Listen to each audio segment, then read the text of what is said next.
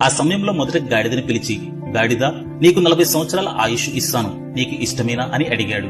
గాడిద విచారంగా, స్వామి, నేనెప్పుడూ బరువులు మోస్తూ శ్రమతో జీవిస్తాను, నాకు 40 ఏళ్లు అవసరం లేదు, 20 ఏళ్లు చాలు అని చెప్పింది.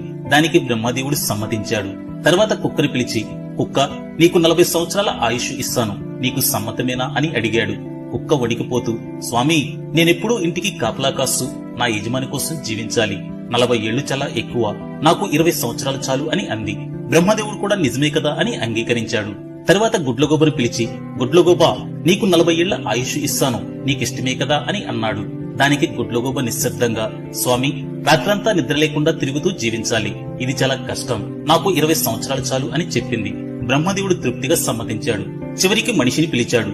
మనిషి, నీకు 40 సంవత్సరాల ఆయుష్ ఇస్తాను, నీకు ఇష్టమేనా అని అడిగాడు. కాని మనిషి అత్యాశతో, స్వామి, నాకు 100 సంవత్సరాల ఆయుష్ కావాలి అని ఆశపడ్డాడు.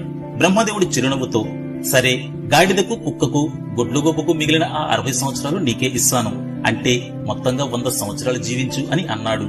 అలా మనిషి జీవితం 3 భాగాలుగా మారింది. మొదటి 40 సంవత్సరాలు ఆనందంతో యవ్వనంతో జీవిస్తాడు. తర్వాత 20 సంవత్సరాలు గాడిదలా బరువును మోస్తూ కుటుంబ బాధ్యతలను నిర్వర్తిస్తాడు. తర్వాత 20 సంవత్సరాలు కుక్కలా ఇంటిని కాపాడుతూ పిల్లల కోసం సేవ చేస్తాడు.